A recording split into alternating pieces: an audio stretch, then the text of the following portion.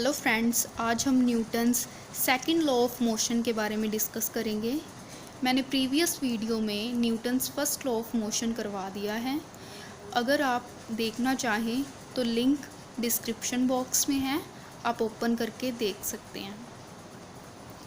Now Newton's second law of motion करने से पहले आपको फोर्स और लीनियर मोमेंटम के बारे में पता होना चाहिए। सो हम पहले force and linear momentum discuss कर लेते हैं, then Newton's second law of motion discuss करेंगे। Now what is force? A force is what we call a push or a pull or any action that has the ability to change an object's motion. Force को हम push और पुल भी कह सकते हैं, या ऐसा एक्शन जो किसी ऑब्जेक्ट के मोशन को चेंज कर सके। हम फोर्स की हेल्प से किसी भी ऑब्जेक्ट की स्पीड को इंक्रीज़ कर सकते हैं, उस ऑब्जेक्ट की स्पीड को डिक्रीज़ कर सकते हैं और उस मूविंग ऑब्जेक्ट की डायरेक्शन को भी चेंज कर सकते हैं। That is, it can be used to increase the speed of an object, decrease the speed of an object or change the direction in which an object is moving. All right. Now, what is linear momentum? Linear momentum एक object की property है। इसे हम P से denote करते हैं and linear momentum एक vector quantity है। फॉर एग्ज़ाम्पल, एक ऑब्जेक्ट जिसका रेफरेंस पॉइंट ये है और इस डायरेक्शन में मूव कर रहा है, तो उसका लीनियर मोमेंटम उस ऑब्जेक्ट के मास और वेलोसिटी के प्रोडक्ट के इक्वल होगा। सो हम लीनियर मोमेंटम को ऐसे डिफाइन कर सकते हैं, linear momentum P is equals to product of mass of that object and velocity of that object. All right, now let's start Newton's second law of motion. According to Newton's second law of motion, the rate of change of a linear momentum of a body is directly proportional to external force applied on the body. So हम इस definition को expression की form में कैसे लिख सकते हैं? Like, rate of change of linear momentum is directly proportional to external force applied on object.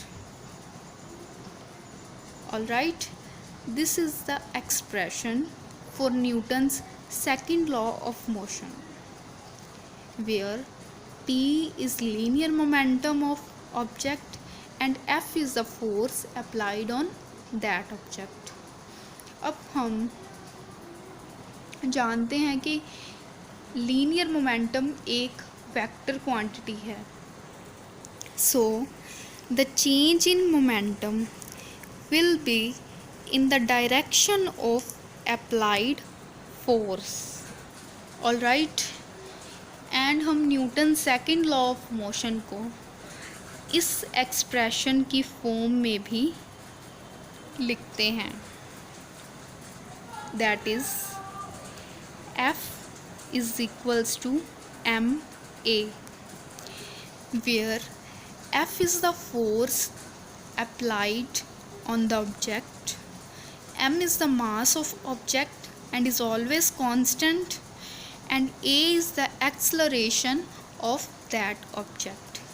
Now हम इस रिलेशन को इस एक्सप्रेशन से डिड्यूस कर सकते हैं.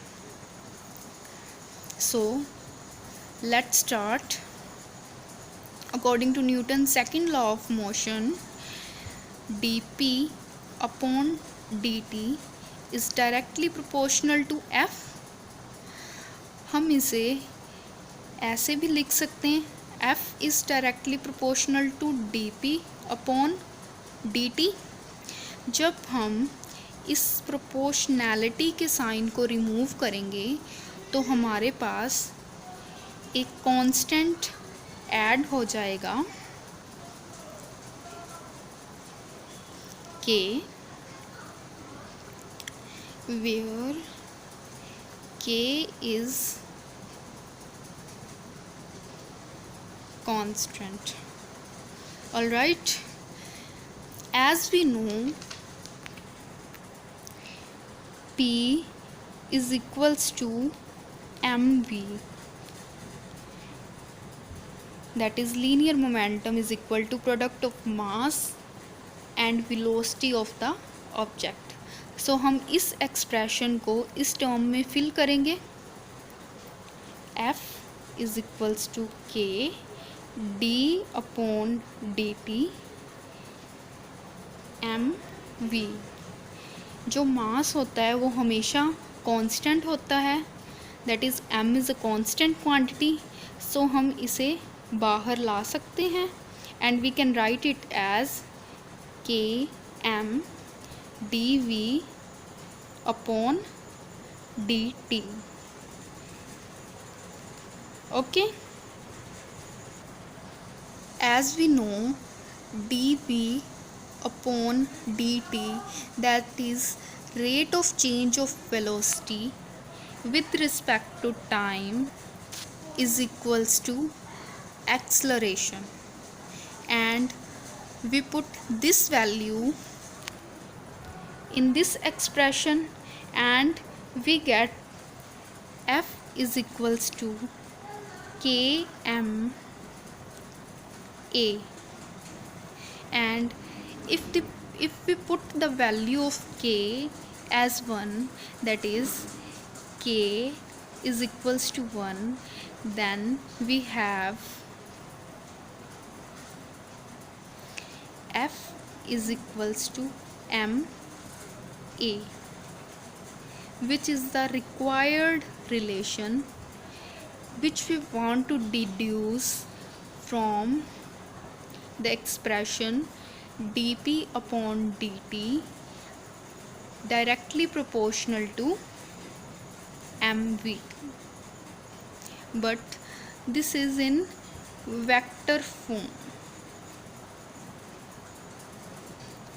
If we want to write Newton's second law of motion in scalar form, then we write it as f is equals to ma, that is scalar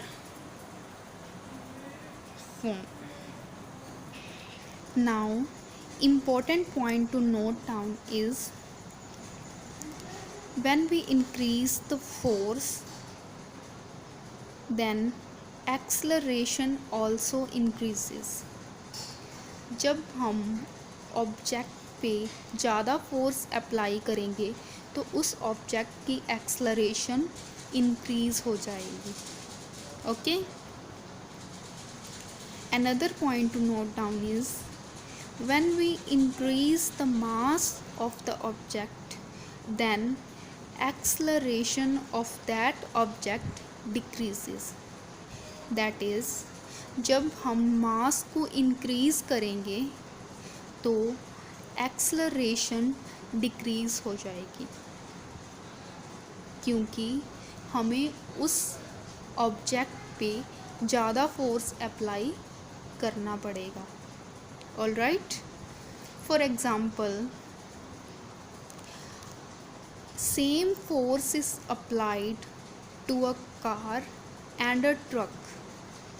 हम same force apply कर रहे हैं car और truck पे। जो car है उसकी acceleration ज़्यादा होगी ट्रक से, क्योंकि उस कार का मास ट्रक के कंपैरिजन में कम होगा। Alright, so these 2 points are clear from given example. Okay, so this is all about Newton's second law of motion. I hope you like this video. If you have any doubt, then please tell me in comment section. Please like, share and subscribe my video. Thank you.